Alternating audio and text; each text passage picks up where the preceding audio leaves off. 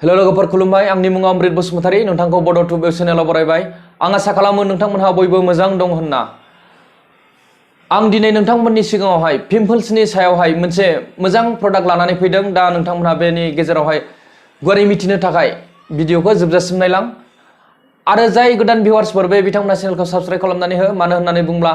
आंनि बे चेनेलावहाय world class product क्वालिटिजों लोगोसे गेरेन्टि गोनां प्रडाक्टनि सायाव आङो मोजां भिडिअ आपल'ड खालामबाय थायो दा नोंथाङा नायदों बड' टुब भिउ दे बिदिब्ला भिडिअखौ जागायदिनि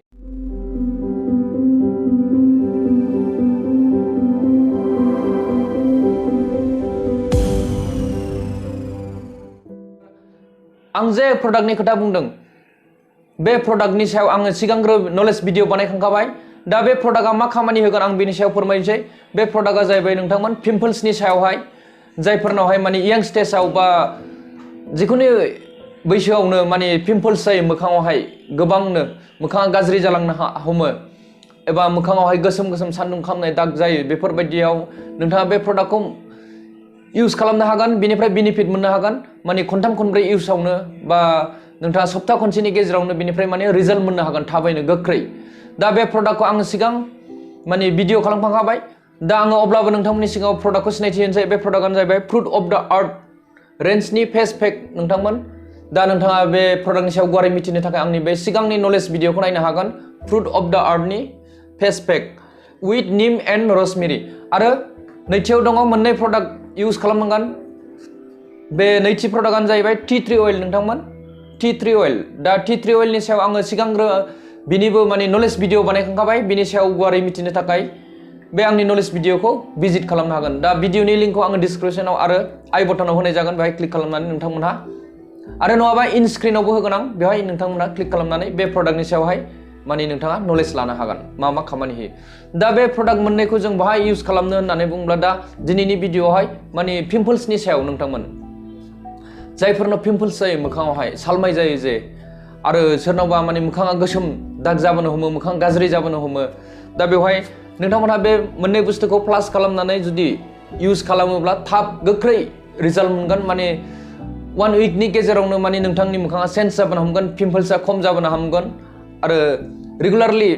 1 मान्थ इउज खालामलाङोब्ला माने बा बिनि गोबां इउज खालामबाय थायोब्ला 1 मान्थनि गेजेराव इउज माने नोंथांनि पिम्पल्सआ गासिबो खारलांजोबगोन आरो कन्टिनिउ खालामबाय थायोबा माब्लाबाबो पिम्पल्स होननाय बुस्थुआ नोंथांनि मोखाङाव फैनाय नङा आरो बे सान्दुं खामनाय बेफोरबो खारलांगोन नोंथांनि मोखाङा गोजों जागोन स्किना ग्ल' जागोन दा बेखौ एनि टाइप स्किन माने गासिबो रोखोमनि स्किनावहाय बे प्रडाक्टखौ इउज खालामनो हागोन दा माबोरैहाय इउज खालामनांगौ आरो बिनि बेसेना बेसेबां बिनि सायाव सावरायग्रोदिनि दा आङो जोबथारनायाव फोरमायगोन माबोरैहाय इउज खालामनांगौ दा आङो सिगांनि भिडिअआवनो फोरमायखादोंमोन नैबे फेस पेकआ फ्रुट अफ द आर्थ फेस पेकआ 150 ml आव 365 रुपिस बिनि एमआरपिआ आरो टि ट्रि अइल ना 15 ml अनलि बियो 15 ml आवहाय बियो एसे कस्टलि 15 ml आव बिनि एमआरपिआ 330 रुपिस दा नोंथाङा जुदि मडिकेयाराव प्रि रेजिस्ट्रेसन आइडि बानायनानै जुदि बे प्रडाक्ट मोननायखौ बा सोब मडिकेयारनि प्रडाक्टखौनो पारचेस खालामोब्ला 10 to 20% डिसकाउन्टआव नोंथाङा बे प्रडाक्टखौ मोननाय जायो आरो जुदि एमआरपिआव लानांगौबा गोबां आरो एमआरपिआवथ' मोननाय नङानो नोंथाङा माने आइडि खालामबासो बे प्रडाक्टखौ मोननो हायो नोंथांमोनहा बेनिखायनो प्रि रेजिस्ट्रेसन खालामनानै माने बे प्रडाक्टखौ खमावहाय 10 to 20% डिसकाउन्टआवहाय मोननो हागोन दा टि ट्रि अइलआ मा खामानि होयो होननानै बुंब्ला आरो मा मोनो होननानै बुङोब्ला टि ट्रि अइलआ माने मोनसे माने बियो नेचारेल एन्टिअक्सिडेन्ट आरो बियो बेवहाय लोगोसे मडिकेयारनि टि ट्रि अइलआव भिटामिन इ प्लास माने भिटामिन इबो मोनफानाय जायो बियो एन्टिफांगल एन्टिबेक्टेरियाल नोंथांखौ माने गोबां स्किन डिजिजनिफ्राय बियो रैखा खालामनो हायो आरो बियो जोंनि मोखांनि थाखाय माने पिम्पल्स जानायनि थाखाय बियो जोबोद मोजां दा आर्थ फेस पेकआव मोननाय जायो निम रसमेरि ब्राह्मि आरो क्ले बेहाय माने बे बुस्थुफोरखौ मोननाय जायो बियो माने जोंनि स्किननि थाखाय बा पिम्पल्सनि थाखाय जोबोद मोजां दा माबोरैहाय इउज खालामगोन दा बेखौ इउज खालामनो थाखाय मोखांखौ नोंथाङा फेस वाशजों मोजाङैहाय क्लिन खालामग्रोनांगोन बेनिफ्राय एसे ड्राइ खालामनानै बे फेस पेकखौ आखायाव लानानै बेनिफ्राय नैबे टि ट्रि अइलखौ माने बियो नैबायदि फैयो बेबायदि बथल फिसायाव फैयो 15 ml थायो बेखौहाय ड्रप मोनथामसो माने नैबे फेस पेकजों मिक्स खालामनानै नोंनि आखायाव लानानै जुदिबा नङाबा खुरिफ्राव लानानै फेस पेकखौ बिनिफ्राय बे टी ट्री अइलखौहाय ड्रप मोनथामसो होनानै मोखाङावहाय एप्लाइ खालामनांगोन दै बारा होनो नांनाय नङा माने मेगनाव आरो रिक्स दङ एसे मेगनाव हाबहोनो मोननाय नङा मेगनाव हाबोबा मेगना एसे प्रब्लेम जानो हागौ बिनिखायनो जाहाथे मेगनाव दानांथों मेगनाव नाङै बायदि नोंथाङा माने मोखाङावहाय फेस माने